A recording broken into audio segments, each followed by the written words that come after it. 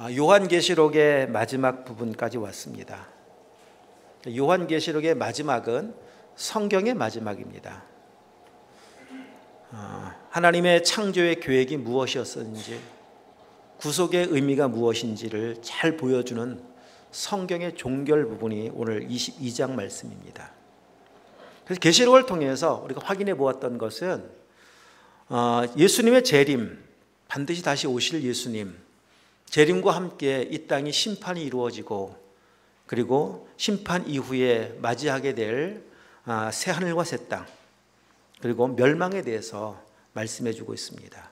믿는 사람에게는 하나님 준비하신 새 하늘과 새 땅, 새 예루살렘 성에 들어감을 얻게 되겠지만, 믿지 않는 자들에게는 영원한 심판이 있음을 계속 말씀해 주고 있습니다. 이게 둘째 사망이다 말씀하고 계시죠. 새 하늘 새 땅 새 예루살렘 성 안에 1절 올라가 보시면, 22장 1절 올라가 보시면은, 자 1절 2절 한번 읽어보겠습니다. 또 그가 수정같이 맑은 생명수 강을 내게 보이니 하나님과 및 어린 양의 보좌로부터 나와서 길 가운데로 흐르더라. 강 좌우에 생명나무가 있어 12가지 열매를 맺되 달마다 그 열매를 맺고 그 나무 잎사귀들은 만국을 치료하기 위하여 있더라. 그 성 중앙에 생명수 강이 흘러가고 있다라고 말씀하고 있습니다. 그리고 강 좌우에는 나무가 있는데 어떤 나무라고 말씀하시는가 하면 생명나무가 강 좌우에 있습니다. 달마다 열매를 맺습니다. 잎사귀는 모든 사람을 치료하는 능력이 있습니다. 자, 여기 신기한 것 하나, 생명나무가 이렇게 많은 것이었구나. 에덴 동산을 만들 때 하나님께서 에덴 동산 중앙에 선악을 알게 하는 나무와 생명나무를 두고 선악을 알게 하는 나무의 열매를 먹지 말라고 말씀하셨습니다. 그리고 난 뒤에 안타깝게도 아담과 하와가 범죄하여 선악과를 먹은 뒤에, 자 3장 한번 여기 접어두시고 한번 가보실까요? 창세기 3장 22절부터 24절 읽겠습니다. 여호와 하나님이 이르시되 보라, 이 사람이 선악을 아는 일에 우리 중 하나같이 되었으니 그가 그의 손을 들어 생명나무 열매도 따먹고 영생할까 하노라 하시고, 여호와 하나님이 에덴 동산에서 그를 내보내어 그의 근원이 된 땅을 갈게 하시니라. 이같이 하나님이 그 사람을 쫓아내시고 에덴 동산 동쪽에 그룹들과 두루 도는 불칼을 두어 생명나무의 길을 지키게 하시니라. 그랬었거든요. 선악과 따먹고 난 뒤에 생명나무 먹지 못하게 하려고 그룹들로 불칼로 든 천사들을 통해서 그 근처에 얼씬도 못하게 하셨습니다. 왜냐하면 생명나무 열매를 먹으면요 영원히 살아요. 영원히 사는데 범죄한 상태로 영원히 살면 이거 끔찍한 거 아니겠습니까? 그래서 범죄한 사람이 먹지 못하고 구원의 은혜를 먼저 받게 하시려고 지켜주시는 겁니다. 그런데 그 생명나무가 천국에 가보니까 생명수 강 좌우에 그냥 가로수처럼 있습니다. 그 열매를 매일 먹을 수가 있습니다. 그 잎사귀는 모든 사람을 치료하는, 만민을, 만국을 치료하는 치료제입니다. 그래서 천국에 가면은 더 이상 21장 4절에 보았던 것 같이 사망도, 애통하는 것도, 곡하는 것도, 아픈 것도 없다고 말씀하시는 겁니다. 완전한 치유가 이루어진다고 말씀하지 않습니까? 근데 22장 다시 와서 보면 그 생명수 강이 출발, 물의 근원, 시작이 어딘가가 참 중요합니다. 어디서 시작되는가? 하나님과 및 어린 양의 보호자로부터 나오더라. 에스겔 47장에서는 성전에서 이 어린 생명수 강이 흘러나오기 시작하더라.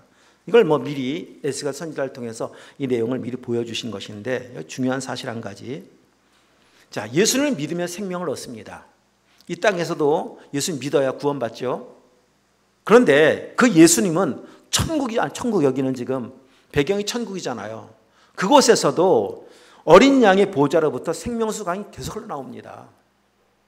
예수님은 이 땅에서 구원받을 때만 필요하신 분이 아니라 영원한 천국을 살아가며 영원한 생명을 누림에 있어서도 그때도 계속 필요하신 분인 것을 지금 알려주고 있는 거예요. 예수님이 필요가 없는 때는 한 군데도 없고 시간은 한 시간도 없습니다. 이 세상 당연히 필요하고 천국과도 당연히 필요한 것을 알려주고 있습니다. 자, 또한 이 생명의 하나님의 나라를 이렇게 말씀해 주면서 당시 말씀드렸던 것 같이 예수님 때문에 고난받는 사람들에게 조금 더 힘을 내라, 참고 견뎌라, 잠시 후에 만나게 될 영원한 하나님의 나라가 있음을 알려주면서 그 나라에 가면은 세세토록 왕노릇하게 되어진 영광을 누리게 될 것을 말씀하시면서 성경을 통해 계속 약속해 주고 있는 메시지는 무엇인가 하면 곧 오마, 이 말씀 아니겠습니까? 내가 온다. 근데 어떻게 오느냐? 속히. 22장 7절 보라, 내가 속히 오리니. 22장 오늘 읽었던 본문 말씀 12절도 속히 오리니. 22장 20절 말씀 진실로 속히 오리라. 여기 속히 오신다라는 그 말의 의미는 두 가지입니다. 말씀 우리 어감 그대로 빨리, 곧 오마, 이런 의미가 있고, 속히 속에는 갑자기, 언제일지 모르지만 갑자기 두 가지 의미가 있습니다. 다 맞습니다. 곧 올 겁니다. 그런데 언제 올지는 모릅니다. 갑자기 옵니다. 이 사실을 믿는다면, 오실 걸 믿고 갑자기 오실 걸 믿는다면 준비해야 합니다. 예수님께서도 계속 말씀하셨습니다. 너희도 준비해라. 준비하고 있어라. 생각하지 않은 때 인자가 올 것이다. 말씀하셨습니다. 아니, 안 오신다면 모를까? 오시는 것이 분명하다면 준비하는 것은 지혜로움 아니겠습니까? 여러분, 학교 다닐 때 이런 일이 있었습니다. 선생님들이 잠깐, 내 일이 있어서 잠깐 나갔다 올 테니 자습하고 있어라. 있었죠, 그죠? 자습하고 있어라. 그래서 선생님 나가면 나가는 순간 거의 축제가 벌어집니다. 그냥 뛰어놀고 난장판이죠. 그래서 선생님이 갑자기 문을 확 열고 오는 순간 자습하고, 조용히 자습하고 있으라 그랬는데 자습하고 있는 것이 아니라 난리를 치고 있으니 다들 책상 위로 올라와. 그러면서 벌을 받잖아요. 올 걸 알고 있는 그 시간에 진짜 여러분, 곧 올 거 알고 있는 사람, 지혜로운 사람은 조용히 공부하고 있다가 만나면 얼마나 좋겠어요. 분명히 오시는데, 하나님, 예수님 곧 오신다고 말씀하시는데 말씀하신 그대로, 말씀대로 살고 있다 주님 만나면 얼마나 좋겠습니까? 그래서 예수님도, 자, 마태복음 24장 한번 가보도록 하겠습니다. 여기 좀 일단 표시 책갈피 넣어두시고 24장 가보시면은 예수님께서 다시 오실 것을 말씀하시는 이 메시지와 함께 어떤 예를 들어 말씀하셨는가 하면 43절, 24장 43절, 24장 43절 다 함께, 너희도 아는 바니 만일 집 주인이 도둑이 어느 시각에 올 줄 알았더라면 깨어있어 그 집을 뚫지 못하게 하였으리라. 도둑이 올 줄 알았더라면, 언제 올 줄 알았다면 지킬 수 있겠죠. 도둑처럼 온다는 겁니다. 언제 올지 모르게 온다는 겁니다. 이걸 지금 제자들에게 지금 말씀을 전했거든요. 이 사실을 믿은 제자들은, 베드로도 마찬가지고, 베드로 서신에서 베드로가 이 말씀을 믿고 그대로 인용하죠. 베드로서 3장 10절 찾지 마십시오. 읽어드립니다. 그러나 주의 날이 도둑같이 오리니. 사도 요한, 제자 중에 한 명 사도 요한도 요한계시록을 통해서 말씀하시는 겁니다. 도둑같이, 도적같이 올 것이다. 계시록 3장 3절을 말씀하시는 겁니다. 믿었습니다. 제자들은 믿고 살았습니다. 그리고 바울도, 말씀을 믿은 바울도 데살로니가전서 5장 4절 말씀에서 도둑같이 온다 계속 말씀하고 있습니다. 언제 올지 모른다는 겁니다. 그러나 분명히 온다는 겁니다. 여러분 집에 오늘 도둑 듭니다. 근데 언제 올지 모릅니다. 오는 게 확실하다면, 오늘 밤에 오는 게 확실하다면 잠을 주무실 수 있겠어요? 그렇죠? 오는 게 확실하면 못 잡니다. 잘 수가 없습니다. 그게 준비하는 거예요, 그것이. 그래서 24장 44절, 그 뒤에 바로 44절 시작. 이러므로 너희도 준비하고 있으라. 생각하지 않은 때 인자가 오리라. 준비하라는 겁니다. 그럼 준비하는 게 뭐냐? 이 44절 이하에 보면은 두 부류의 사람이 나와요. 잘 준비한 사람과 준비하지 않는 사람이 나옵니다.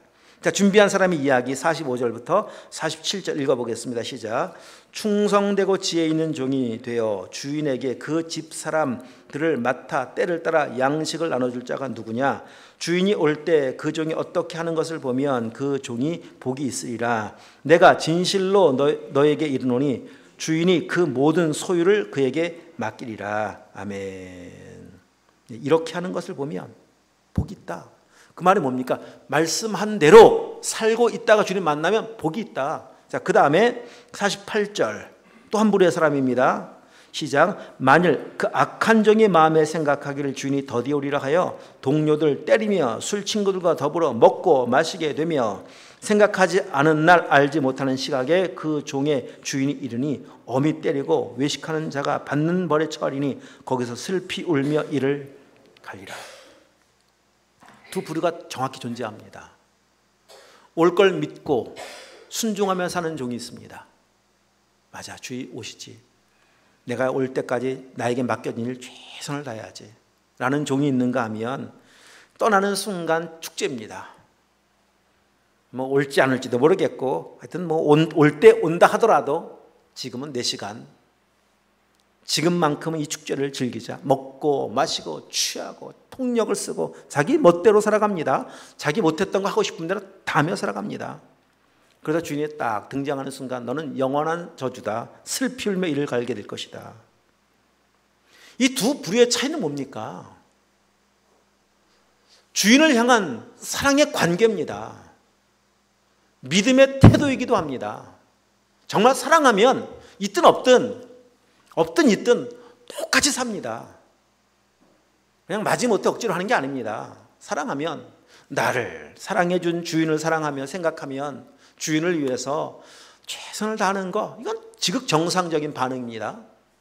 또 한 사람 사랑이 없습니다. 관계가 끊어져 버렸고 주인을 향한 사랑도 신뢰도 하나도 없습니다. 그런 사람에게는 주어진 그의 시간은 그냥 자기를 위한 시간밖에 없습니다. 그 결과가 무섭잖아요. 한 사람은 상이 있고 한 사람은 벌이 있고 거기서 끝난다면 얼마나 문제가 없겠지만은 안 끝난다는 겁니다. 그러면서 다시 오늘 46절 주인이 올 때 그 종이 이렇게 하는 것을 보면 그 종이 뭐가 있다고요? 복이 있으리라. 복.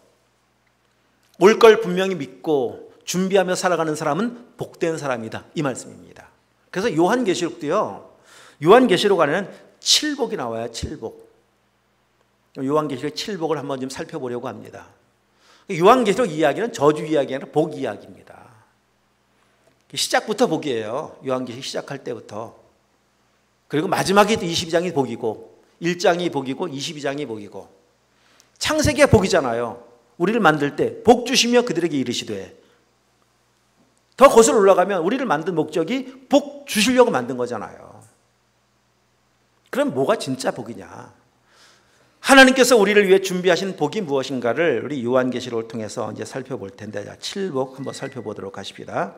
여러분 복 좋아하시죠? 그 복이 여러분 좋아하는 복과 얼마나 일맥상통하는지 한번 점검해 보세요. 자, 1장을 보십시다. 요한계시록 1장.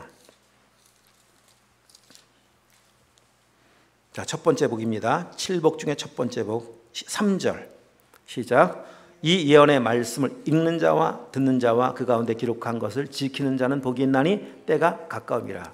시작입니다. 이것이 사도 요한이 하나님의 말씀을 받았습니다. 자기가 본 것을 증언하였더라. 2절 말씀. 그러면서 제일 먼저 선포하고 있는 것이 이 말씀을 하나님의 증언된 말씀, 기록된 말씀을 읽고 듣고 지키는 자가 복이 있다. 이 말씀하시면서 계시록을 시작하는 거예요. 정말 하나님 말씀 앞에 가까이 있는 것이 복이면 이미 앞부분에도 성경을 통해서 얼마나 많이 강조하며 알려주셨습니까? 우리 잘 아는 시편 1편 말씀, 여호와의 말씀을 즐거워하여 주야로 묵상하는 자 복이 있다. 얼마나 많이 말씀하셨습니까? 여러분 생각해 보십시오.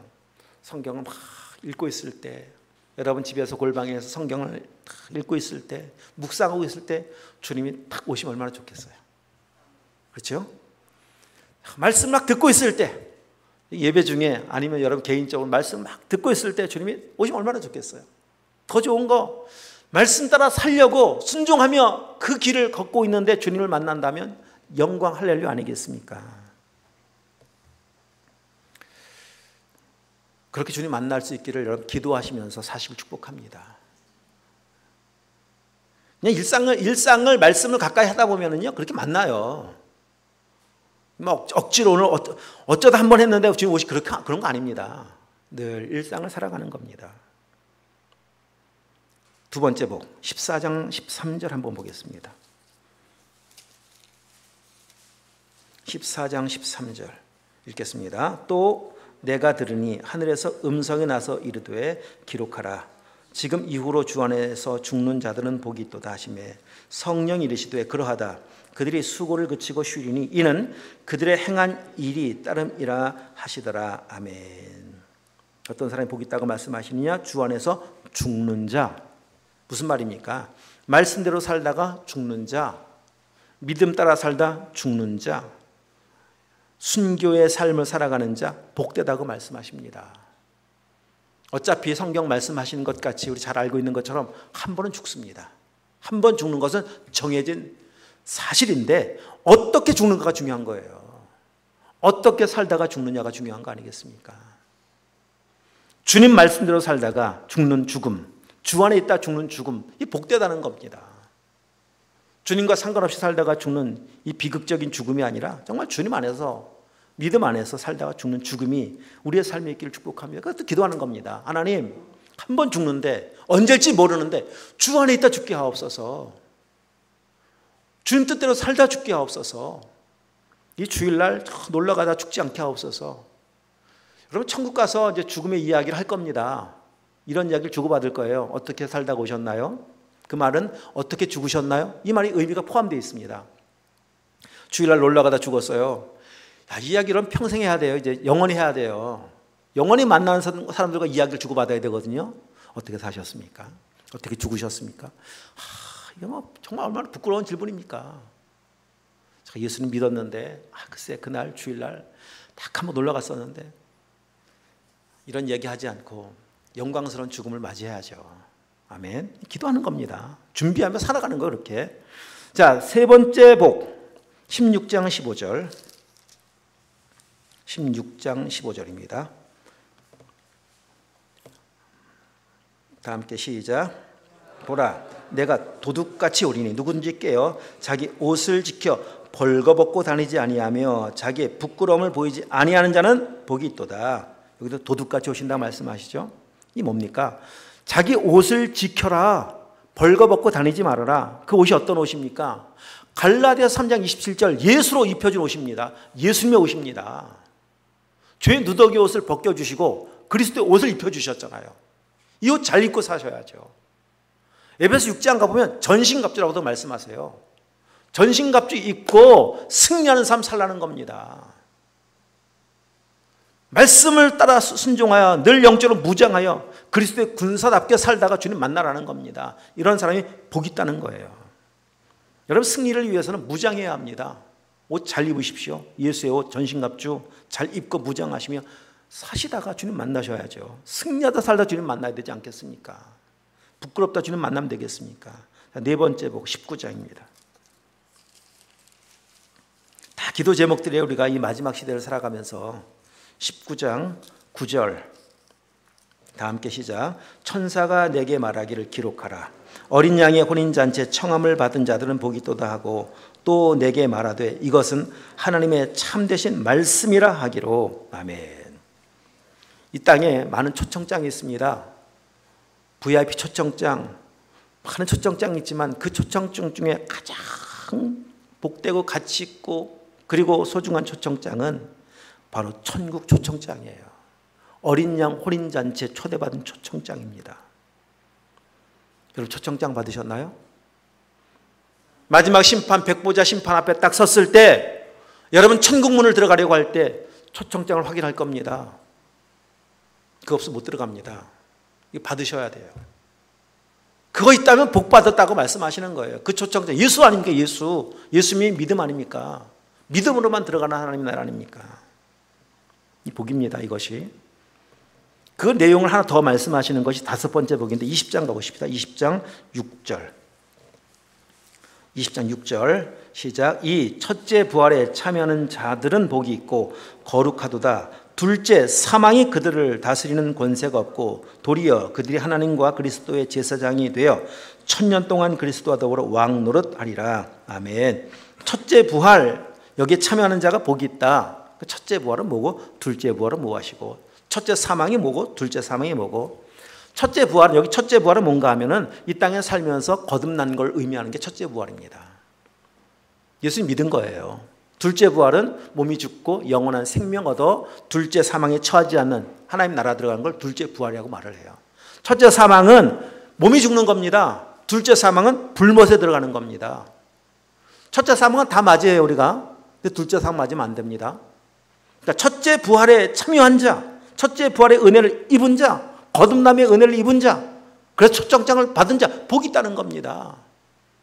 그래서 이보다 더 큰 복은 없습니다. 예수 믿는 것이 세상 사람들이 볼 때는 참 시시하게 여길 수 있습니다.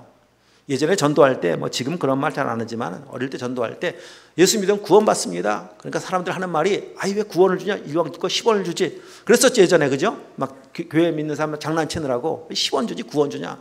교회는 안 가면서 그런 말 했던 적이 있었습니다. 우습게 여기는 거예요, 구원을. 근데 이 구원이 얼마나 소중한 것인지, 이 초청장이 첫째 부활에 참여하는 것이 얼마나 귀하고 복된 것인지는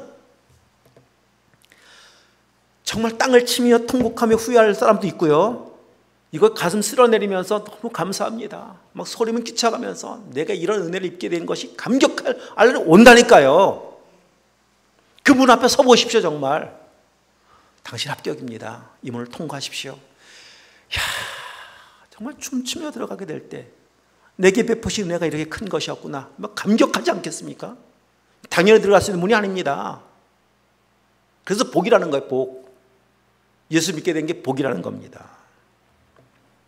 이 복을 받으셨다면 이 땅을 살면서 더 받을 복 없어요. 어떻게 사느냐? 감사하며 살다가 주님 오심을 맞이하는 겁니다. 감사하며 사십시오, 여러분. 자, 여섯 번째 복입니다. 22장, 오늘 읽었던 본문 22장 7절에 와서 보시면 읽겠습니다. 보라, 내가 속히 오리니 이 두루마리 예언의 말씀을 지키는 자는 복이 있으리라 하더라. 아멘. 우리 1장 3절 말씀에서도 읽고 듣고 지키는 자가 복이 있다고 말씀하셨었죠. 이제 마지막 22장입니다. 선포했던 그 말씀들을, 들었던 그 말씀들을 듣는 것으로 끝나는 것이 아니라 정말 이젠 지키며 살아가는 것. 아까 마태복음 24장에 나와 있던 첫 번째 종과 같이, 충성된 종과 같이 주인의 뜻을 따라 사는 종 되어 살아가는 사람이 복이 있다는 겁니다. 말씀 따라 살아가는 길이 몸이 피곤할지 모르겠지만 그래도 그게 지혜로움이고 복입니다. 그럼 말씀대로 살길 축복합니다. 어리석은 거 아니에요? 그렇게 사는 것을 보면 그 사람 복이 있으리로다. 자, 마지막 일곱 번째 복 14절 읽겠습니다. 자기 두루마기를 빠는 자들은 복이 있으니 이는 그들이 생명나무에 나아가며 문들을 통하여 성에 들어갈 권세를 받으려 함이로다. 두루마리가 아닙니다. 두루마리는 말씀이고 두루마기 옷입니다. 그 말은 뭐냐? 두루마기를 빠는 자, 매일매일 정결한 삶을 살아가는 겁니다. 거룩한 삶을 살아가는 겁니다. 어린 양의 호린잔치에 참여할 신부로 예비하고 단장하고 준비하며 살아가는 사람을 의미하는 겁니다. 연약할 때마다 하나님에 나와서 보혈의 은혜를 구하며 또 자백하고 회개하고 용서를 구하며 매일매일 말씀으로 거듭난 그 은혜로 살아가는 정결함과 오늘 스가랴 말씀을 묵상하다 보니까 마지막 그 심판을 말씀하시는 그 내용 중에서 8 천사를 통해 환상을 보여주거든요. 이 일맥상통하는 내용들인데 그때 하나님의 은혜를 입은 자가 어떤 자인가 하면 정직한 자, 그리고 도둑질하지 않는 자라고 말씀하고 있습니다. 정직하셔야 돼요. 진실하셔야 돼요. 마지막 시대를 살아가는 사람들은. 그렇지 못한 내 모습을 보거든 또 주님 앞에 나와서 회개의 은혜를 구하는 겁니다. 준비하셔야 합니다. 그렇게 살아가는 사람. 자, 7가지의 복을 지금 쭉 한번 살펴보았었지만은 어디에도 우리가 일반적으로 생각했었던 복은 없어요. 돈 많은 사람도 여기 없고 유명한 사람도 없고 세상에 대단한 권세를 잡은 사람도 없고 아무도 없어요. 정말 진정한 복은 환경이 아니구나. 주님을 믿는 믿음이고 주님과의 관계이고 주님의 뜻을 따라가는 삶에서 결정되는 것이지 그 사람이 어디서 무엇을 하면서 어떻게 삶의 내용이 중요합니다. 환경이 중요하지 않습니다. 자, 그러면서 이제 이 본문 말씀, 이 복을 말씀해 주시면서 이 초청장을 다시 마지막에 더 말씀하시기를, 자, 어디를 보시니 17절 한번 가보도록 할까요? 17절 이렇게 말씀하십니다. 이 끝부분입니다. 지금 결론의 부분이에요. 17절 시작. 성령과 신부가 말씀하시기를 오라 하시는도다. 듣는 자도 오라 할 것이요 목마른 자도 올 것이요 또 원하는 자는 값없이 생명수를 받으라 하시더라. 오라, 오라, 오라. 오라고 부르실 때, 마지막 기회를 주실 때 이 마지막 와야 할 사람, 초청할 사람 부르라는 겁니다. 지금 부르고 계십니다. 기회가 영원히 주어지질 않아요. 노아가 방주를 만듭니다. 그리고 사람들을 초청합니다. 오십시오. 아무나 오십시오. 돈 없어도 괜찮습니다. 그냥 들어올 수 있습니다. 오십시오. 오십시오. 안 옵니다. 반응을 안 합니다. 그때 사람들이 뭐라고 말하느냐? 바빠요 지금. 결혼도 해야 되고 시집도 가야 되고 장가도 가야 되고 땅도 사야 되고 소도 팔아야 되고 너무 바빠요. 시간 없어요. 곧 방주 닫히는데, 곧 비가 쏟아지는데, 그들이 바쁘다고 쫓아다니는 건 아무 의미가 없어지는데, 다 사라져 버리는데 그렇게 모릅니다. 문 닫히면 끝나는 거예요. 천국 문 닫히면 끝나는 것이고 죽으면 다 끝나는 겁니다. 어리석은 자요, 내가 쌓아놓아 창고를 더 지어야 될 만큼 많이 쌓아놓은 것이 너 정말 심판대 앞에 서면은 죽으면 단 무엇이 소용이 있겠느냐? 누구의 것이 되겠느냐? 그러면서 계속 말씀하시는 겁니다. 복음 앞에 반응하게 해라. 오게 하라. 오게 하라. 누구든지 오기만 하면 생명수를 주마. 이 영원한 잔치자리에 참여하게 하마. 자, 21장 6절도 가서 보시면은 뭐 똑같은 말씀인데 21장 6절 앞으로 와서 보십시다. 또 내게 말씀하시되 이루었도다. 나는 알파와 오메가요 처음과 마지막이라. 내가 생명수 샘물을 목마른 자에게 어떻게 준다? 값 없이 준다. 값 없이. 여기도 값 없이 생명수를 받으라. 여러분, 이 값 없이라고 하는 말은 은혜라는 말입니다. 천국은 은혜로 간다는 말입니다. 그런데 값 없이 우리는 은혜를 받을 수 있었던 아주 중요한 근거는 뭐 때문인가 하면 예수님 때문이에요. 자, 로마서 3장 가보도록 하십시다. 로마서 3장 23절 24절 다 함께 읽겠습니다. 모든 사람이 죄를 범하였음에 하나님의 영광에 이르지 못하더니 그리스도 예수 안에 있는 속량으로 말미암아 하나님의 은혜로 값 없이 의롭다 하심을 얻은 자 되었느니라. 아멘. 값 없이 의롭다 하심을 얻은 자 되게 하기 위해서 예수 안에 있는 속량, 값을 예수님이 지불했기 때문에 가능한 일입니다. 여러분, 예수님의 값을 돈으로 환산을 할 수가 없잖아요. 성경에는요, 우리 한 사람을 천하보다 귀하다고 말씀하세요. 한 사람을, 한 영혼을. 아니, 우리 한 사람도 천하보다 귀한데 예수님의 값을 뭐 어떻게 돈으로 환산을 합니까? 그래서 값이 없는 거예요. 환산이 안 되기 때문에 값이 없는 거예요. 너무 커서 계산할 수가 없어서 값이 없는 거예요. 프랑스 루브르 박물관에 가면 세계에서 제일 비싼 그림이 레오나르도 다빈치의 모나리자입니다. 모나리자. 저는 들은 얘기인데 예전에, 지금은 아닌 것 같아요. 예전에 모나리자 그림 아래 가격이 이렇게 써 있다고 그래요. 프라이슬리스.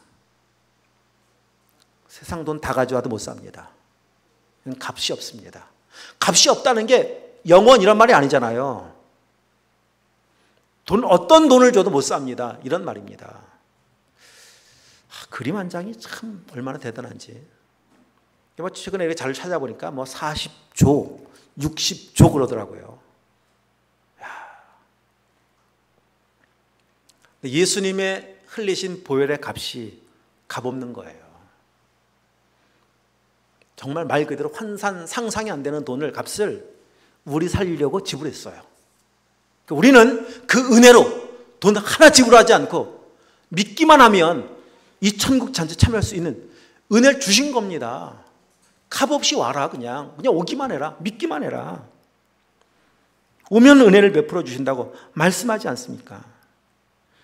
그래서 지금 맨 마지막 부분에 초청하고 있는 이 말씀은 어떤 의미가 있는가 하면요, 자, 7가지 복을 계시록을 통해서 말씀드렸습니다. 7가지 복은 어떤 사람이냐? 예수 믿는 사람이에요. 믿은 사람의 이야기잖아요. 믿음으로 말미암아 말씀대로 살아가는 사람들은 이제 마지막 너희가 해야 될 일이 뭐냐? 그것은 바로 이 초청장 받은 초청장을 다른 사람에게 전해주는 것이란다. 이 땅에 초청장 받지 못한 사람들이 얼마나 많이 있느냐? 그들에게 가서 오라고 증거해야 되고, 그들에게 가서 예수는 믿으라고 전해야 되고, 믿어야 구원받을 수 있다고 증거해야 되지 않겠습니까? 하나님의 마음은요, 오늘 우리에게만 있는 게 아니에요. 어쩜 우리보다 훨씬 더 큰 마음이 누구에게 있는가 하면 우리 여기 교회 밖에 있는 사람들입니다. 성경을 통해 알 수 있잖아요. 100마리 양 중에 한 마리 잃어버렸습니다. 잃어버린 한 마리를 찾느라 99마리를 그냥 길에 두고 한 마리 양을 찾아 다녔던 그 목자의 이야기가 예수님 이야기고 하나님의 마음 아닙니까? 지금 한 마리를 찾길 원하시는 분이 하나님이시거든요.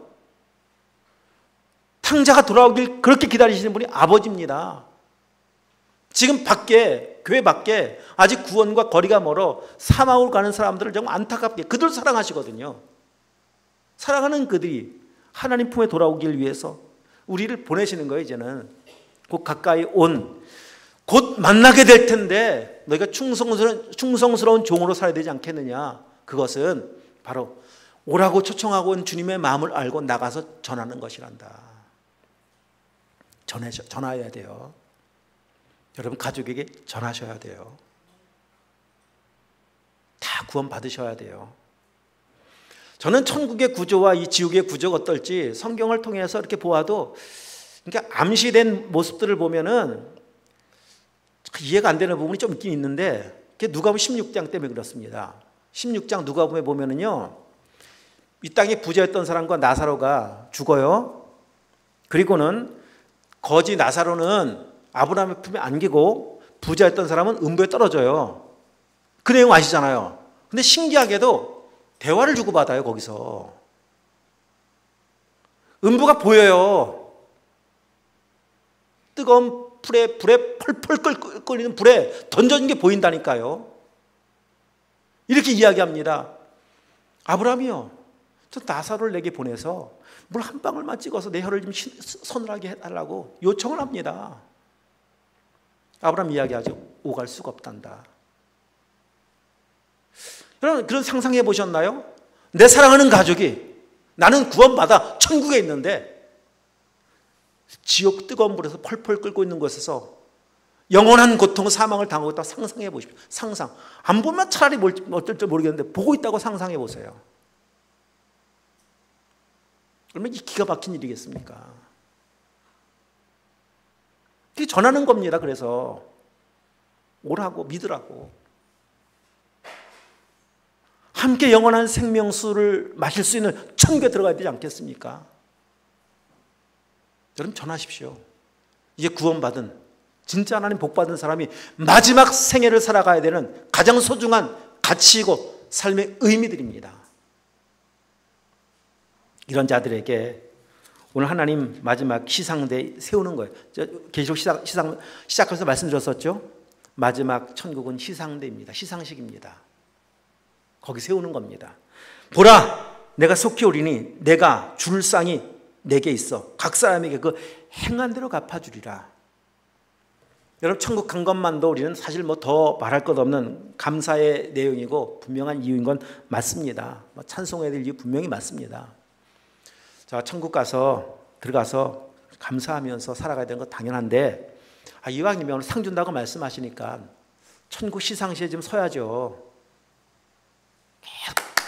박수만 치다 끝나지 마시고 시상대에 좀 서셔서 상도 좀 받으셔야죠.